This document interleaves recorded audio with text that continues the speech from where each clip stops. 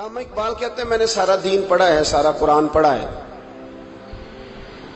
میں نے بنظر غائب جب ساری چیزوں کو دیکھ لیا تو اقبال کہنے لگے میں اس نتیجے پہ پہنچا ہوں کہ مغز قرآن روح ایمان جان دین۔ بھائی اقبال، میں کسی عالم کی بات کرتا تو لوگوں نے شاید رویہ اور اختیار کرنا تھا، وہ لوگ جس پر اکثر مکاتب فکر اعتبار کرتے ہیں۔ اقبال کہنے لگے مغز قرآن روح ایمان جان دین۔ لفظوں پہ غور کریں، مغز یعنی سارے قرآن کا مغز، روح ایمان یعنی ایمان کی روح، اور جان دین یعنی سارے دین کی۔ آپ دیکھیں ترتیب، مغز قرآن روح ایمان جان دین۔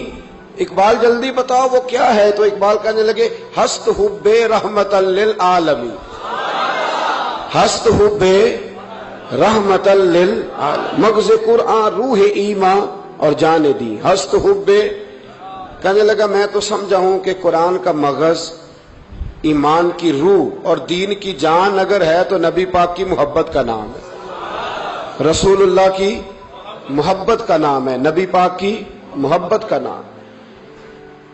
حضرت عمر فاروق رضی اللہ تعالیٰ عنہ سے بڑا تو اصول پسند کوئی نہیں نہ ہوگا، یعنی بہت بڑا چودھری بھی اگر اپنے گلی کے اندر، حضرت ابو سفیان جیسے لوگ مسلمان ہو گئے، کلمہ پڑھ لیا، اور جناب ابو سفیان رضی اللہ تعالیٰ عنہ نے اپنے گھر کے اندر نہ تھوڑی سی سامنے اینٹیں رکھ کے جگہ بنا لی، تو حضرت عمر کو پتہ چلا تو فرمایا جیسے بنائی ہے ویسے وہ کھیڑو بھی، آپ نے لوگوں کا رستہ تنگ کر دیا۔ اصول پسند آدمی، اصول کی بات آئے تو بیٹے کو بھی معافی نہیں، کسی کو معافی نہیں، بڑے اصول پسند تھے۔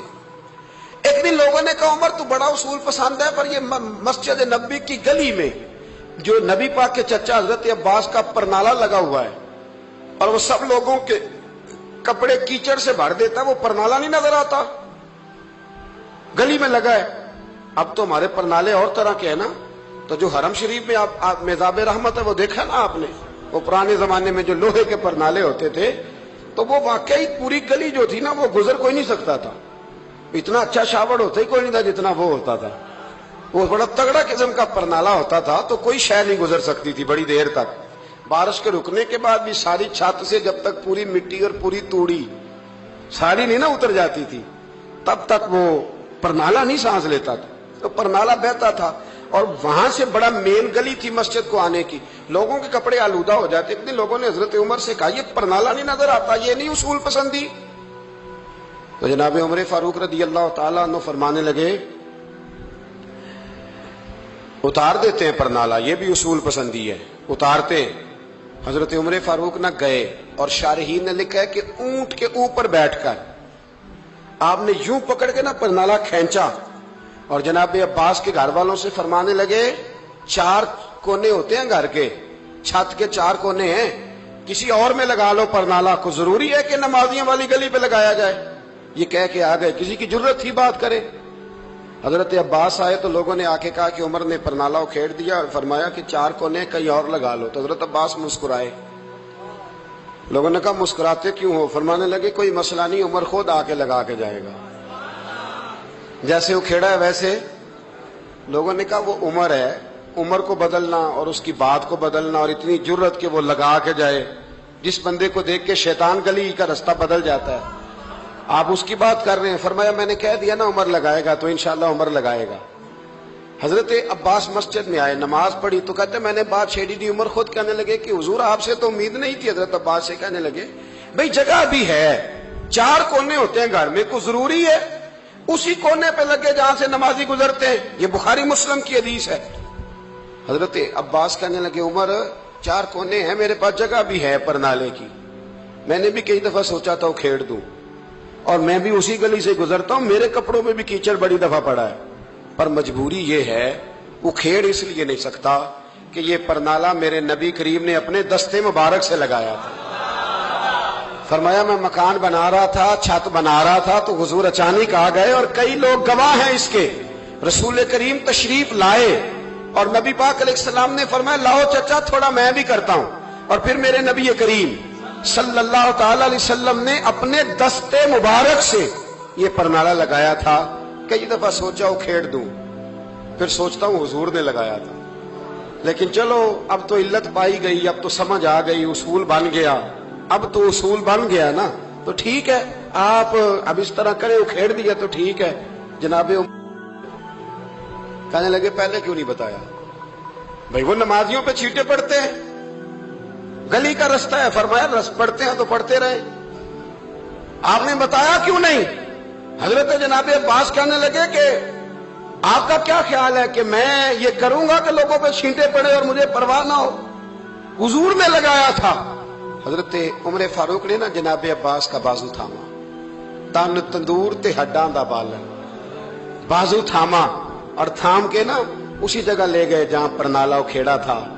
पहले तो ऊंट पे चढ़ के लगाया था ना, तो अब कहने लगे हजरत अब्बास से कि आप ना मेरे कंधों पे चढ़ गए, मेरे कंधों पे तन तंदूर ते हड्डां दा बालन, असी हावां नाल तपाया, कप कप मुक्कियां पेड़े कीते, उत्तों इश्क पले थल लाया, तन दा सालन ते मन दी हांडी, लून सबर दा पाया, गुलाम फरीदा वे मैं सारी तेरी।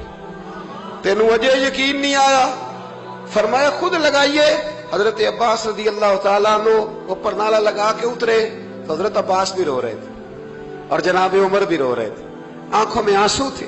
फरमाया हम ये नहीं देखेंगे कि इल्लत क्या है, वजह क्या है, हम तो ये देखेंगे कि रसूलुल्लाह की निस्बत क्या है।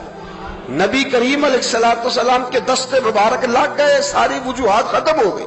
अब जिसके कपड़ों में पानी पड़ता है पड़े, जिसको तकलीफ होती है हो, लेकिन चूंकि ये रसूल पाक सल्लल्लाहु अलैहि वसल्लम ने दस्ते मुबारक से लगाया है, तो मिजाज ये है कि जहां बात आएगी जाते रिसालत की, वहां बाकी के कानून छोड़ दिए जाएंगे, वहां बाकी के मामलात छोड़े जाएंगे, वहां तकल्लुफ से निकला जाए। मेरे नबी करीम अलैहिस्सलाम से ना बड़े शुरू में बड़े आगा एक सहाबी थे, हजरत बरा बिन मालिक नाम था, छोटी सी उम्र थी।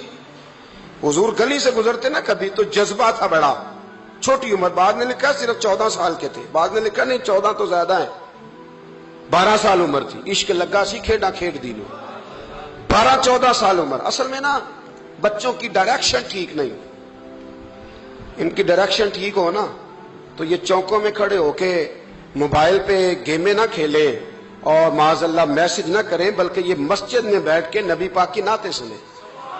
हम ना वो काम कर नहीं सके, मेरे जैसे लोगों ने बड़ी कोताही की जिंदगी में, हम मोहब्बत रसूल का पैगाम बांट नहीं सके। हमने अपनी बीमारियां देखी, अपनी थकावटें देखी, ये देखा कि फलां शहर कैसे जाएं, फलां शहर कैसे जाएं, हम वो काम कर नहीं सके जो हमें करना चाहिए था।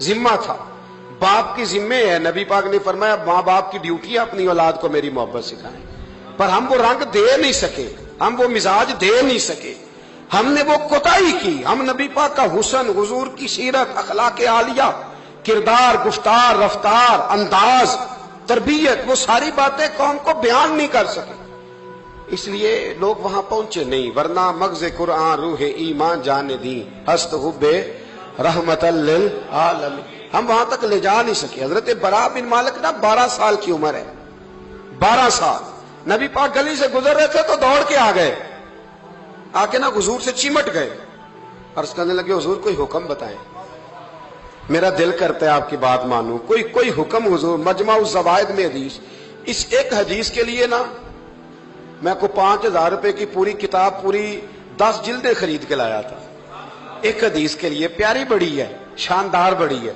और मेरा दिल किया, मैंने कहा जिस किताब में है ना सारी किताब ही मंगा लो। कुछ चीजें बड़ी इंसान को अनोखी लगती है ना। हजरत बरा बिन मालिक रदी अल्लाह, छोटी सी उम्र है, हुजूर से लिपट गए तो हुजूर ने फरमाया बेटे क्या हुआ? आज करने लगे हुजूर कोई हुक्म बताए, मेरा भी दिल करता है अमल करूं। तो हुजूर ना छोटे छोटे काम बताते, दुकान से, ये बच्चों को यही बताना होता है ना, दुकान से ले आ, ये कर दे, फलां को बुला ले, लेकिन हुजूर उनकी गैर मौजूदगी में उनका जिक्र बड़ा करते। एक दिन कुछ लोग कहने लगे हुजूर बड़ा जिक्र करते हैं पर वो करता तो छोटे मोटे काम है बच्चा। तो नबी पाक ने एक दिन इरादा किया कि इनको तजर्बा ना कराएं कि वो प्यार कितना करता है। रसूल करीम फरमाने लगे मैं जो कहूंगा करोगे? हुजूर करूंगा। फरमाया जाओ अपने बाप की गर्दन काट के लाओ। किसकी जी? जी हुजूर ने फरमाया जा अपने अब्बा का सर काट के लाओ। तो वो दौड़े।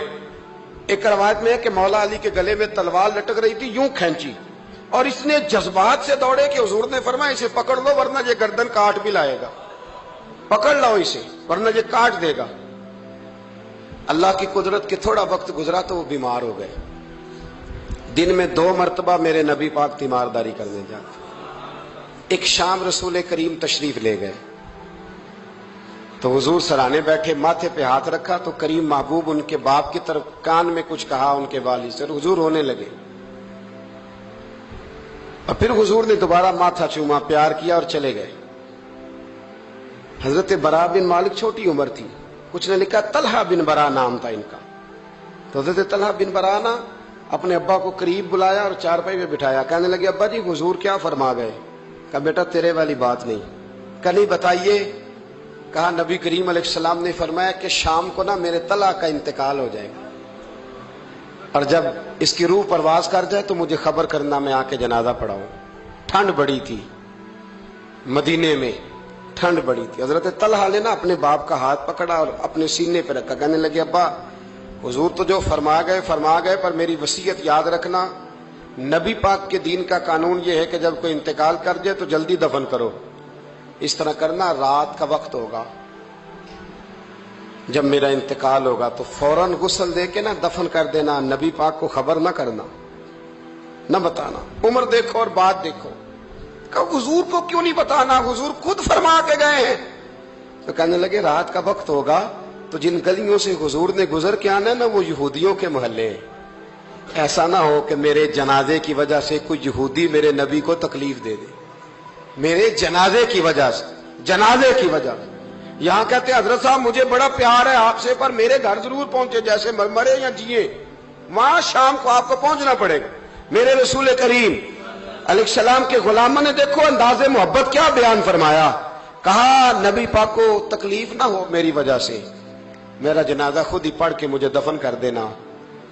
ان کا انتقال ہو گیا، رات کو دفن کر دیا، صبح حضور تشریف لائے، وہ محبوب جنہیں اللہ نے غیب کے خزانوں کی کنجیاں عطا فرمائی۔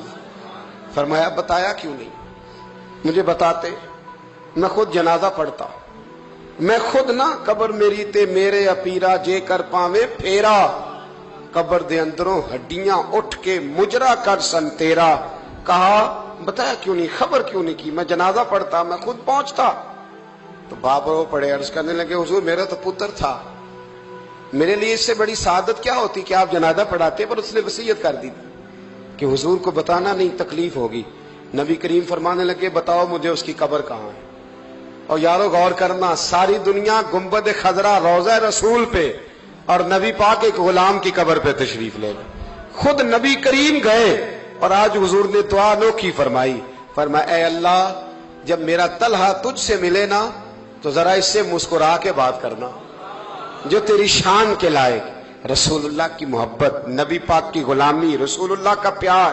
اعلیٰ حضرت کہتے ہیں جان ہے عشق مصطفیٰ، روز فضو کرے خدا، او بھائیو جس کو ہو درد کا مزہ وہ نازے دوا اٹھائے کیوں۔ اور اعلیٰ حضرت فرماتے ہیں جلنا تو ہے، کوئی دولت کے لیے جلتا ہے، کوئی شہرت کے لیے جلتا ہے، کوئی اقتدار کے لیے جلتا ہے۔ فرمانے لگے اے عشق تیرے صدقے جلنے سے چھٹے سستے، جو آگ بجھا دے گی وہ آگ لگائی۔